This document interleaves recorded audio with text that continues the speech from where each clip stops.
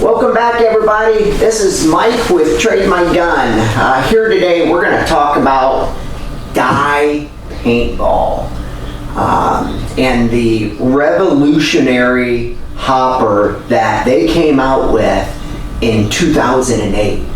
Some of you might remember World Cup 2008, back when PSP was running the national, the X-Ball National League. They came out with a new electronic hopper. It was just called the rotor because that was the only hopper they had at the time.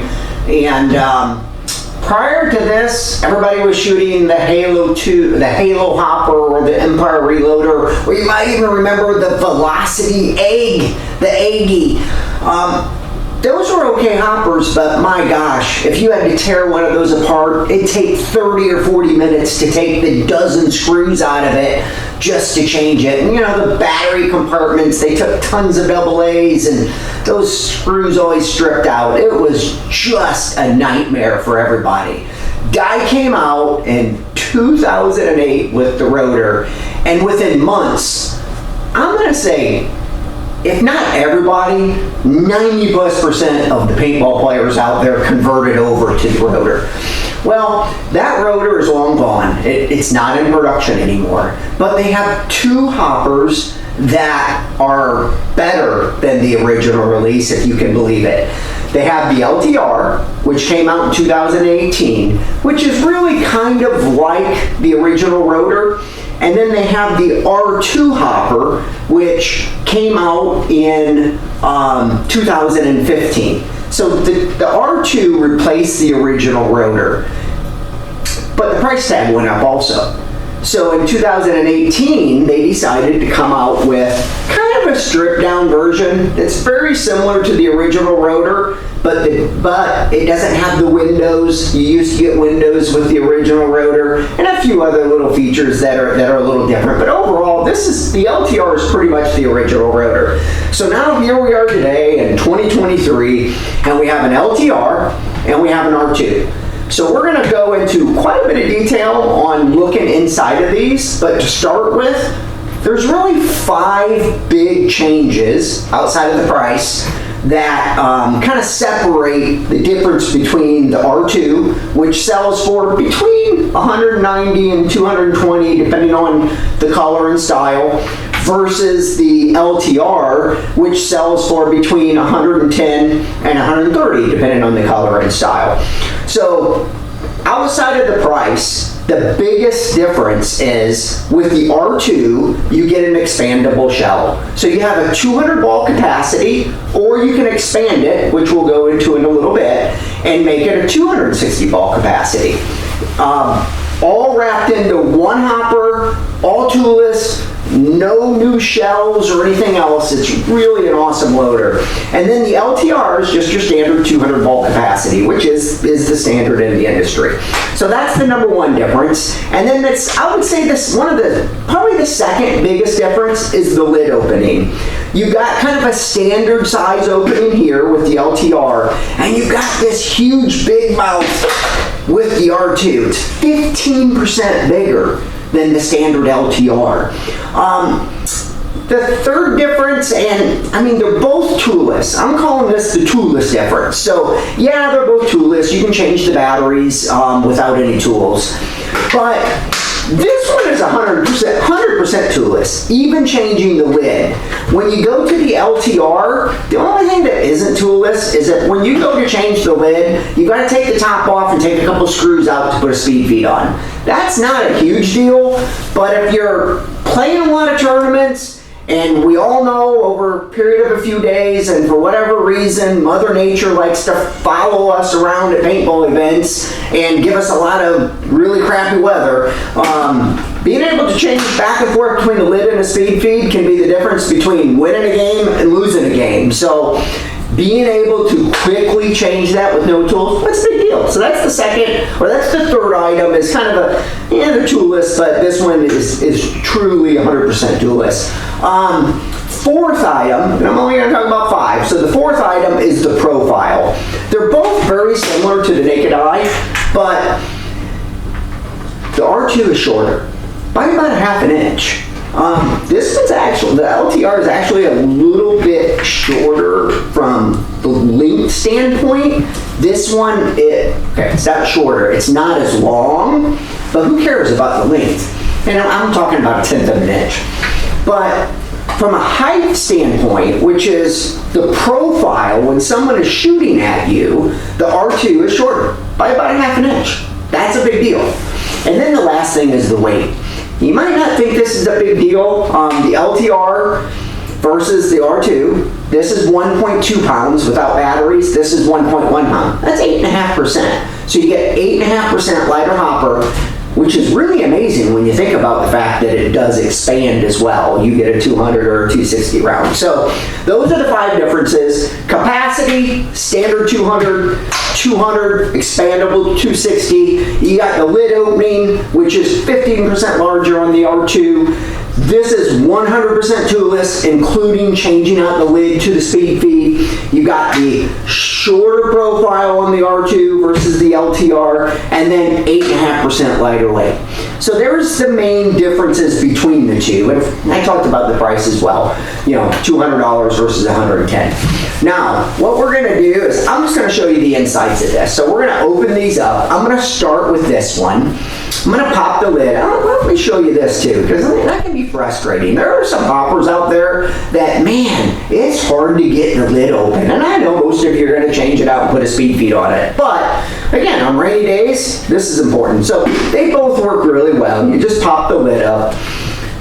They both work about the same. This one's maybe a little tighter, but not. They're easy to open and nice and easy to close. Now, what we're gonna do is, I'm gonna start with this one and I'm gonna take it apart. So what we're gonna do is, we've got a little knob here, or a little slider here. You gotta put your fingernail under there and pull it up. And then you're gonna push this button, and that takes the whole top shell off, okay? So now we've got the insides. This is what I was talking about with the lid. If you wanna take that lid off, you've got to take some parts out here, and it's got a little spring in it and whatnot, but not hard, but you know. So there's your lid on that. We're gonna get inside of this. Now let me take I'm gonna go ahead and take the lid off of this. This one gets a little more involved because it is expandable.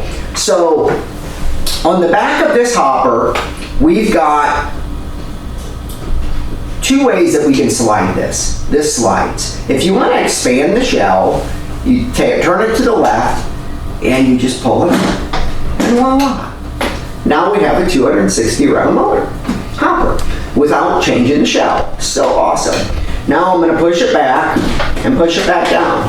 If you're gonna take the lid off, you push it to the right. And it's got instructions on here, and both of these come with manuals, so that's awful nice. Now we're gonna push this to the right and start pulling this off. Boom. Now we've got the lid off. So now we've got the lid off of here, we got the lid off of here, and we can see what we have on the inside. We're gonna go ahead and keep working on this guy right here, and with the R2. To take this piece off, your expandable shell portion, so you can get to the battery pack, and you can get down in here if you need to clean the chamber out. There's an orange knob here and here, a little slider, and you're gonna put your fingernail in here and push those back. So I'm gonna push both of those back. These are pushed up or back towards me. And then we've got behind the tray, we've got a little red slider here. We're gonna pull this up. So once you do that, now this gets a little difficult to do, but again, they build all this technology in here. So with the technology comes, it's a little more complicated than the LTR, but it can still be done. There's 2 little black knobs that you've got to push in, and when you push those in, you just want to start working the outside of the expandable part of the shell up, and it just pops out. And then once it pops out, It's slid in under here. You're going to pop it under and just pull this out. Boom. Now you've got the second part, kind of the tray part of the R2 taken out. Once that's out, you can see all of the batteries. You can change your batteries out and all of that. There's a couple other things in here to take this apart, but we're not really going to mess with that. I'll go ahead and take it apart for you so you can see it. But the internals are very similar. The motor is offset on the R2 versus the LTR. So now let's go ahead and get into the LTR. With this one, again, it's simpler because there's no expandable shell. You just push this forward and pull it out. Boom, you're done. I mean, talk about easy. That is about as simple as it comes. So the LTR is a little easier to take apart just because of the lack of complexity in the design. But you know, other than that, they're super, super easy to take apart. Putting them back together is the same thing. Once you get your batteries in, you just throw this back in here, push it down, take this. You've got a little notch right here. Line it up with this. Boom. It's put back together. This one works very similar. We're going to go ahead and put her back together. Put this back in here. This one gets a little more, again, it's a little harder to put together, but we'll go ahead and do her for you. Snap it in there.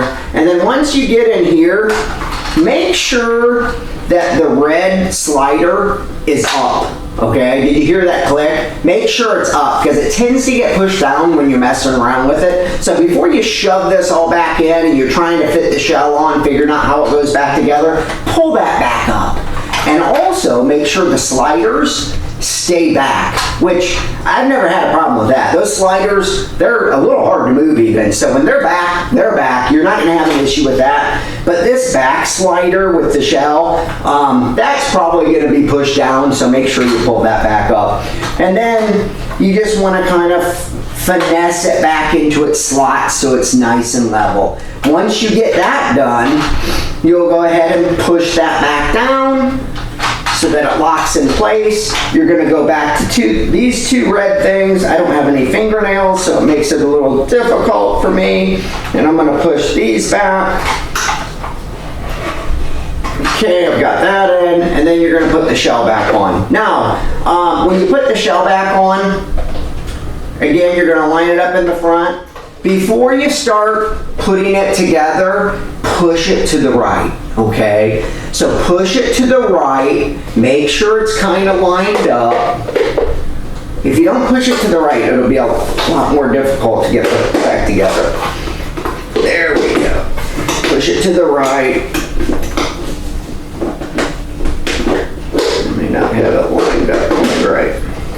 There we go. Boom.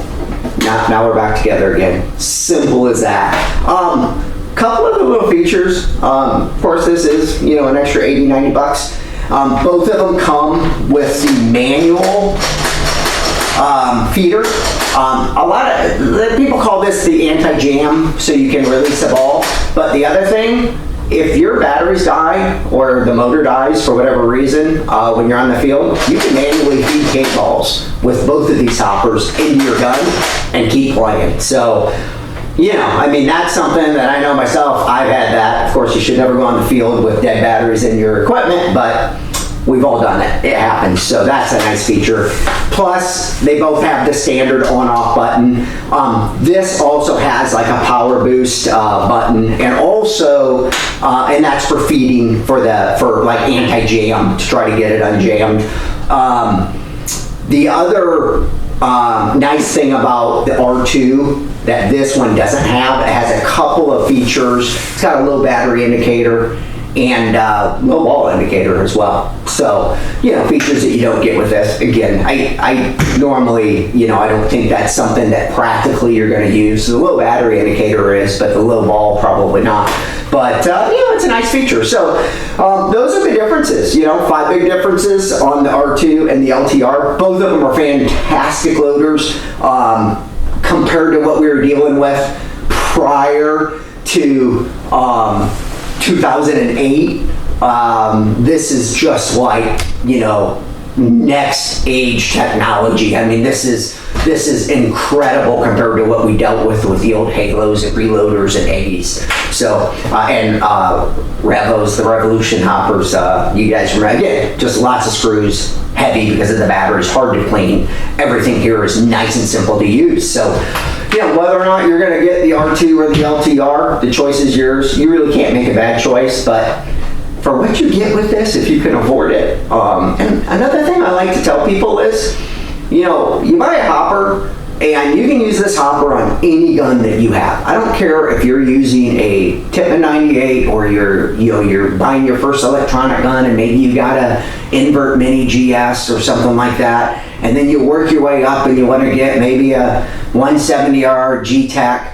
This hopper will go with each of those guns, all the way up, from the lowest model gun all the way up to the highest model. You will not have to change loaders if you start with this. So just something to think about. I kind of have the same philosophy with tanks. If you're dealing with paintball tanks, buy a good tank, buy a good hopper, buy a good mask, because you can carry those with you forever. So thanks a lot for tuning in, and I look forward to seeing you again next time.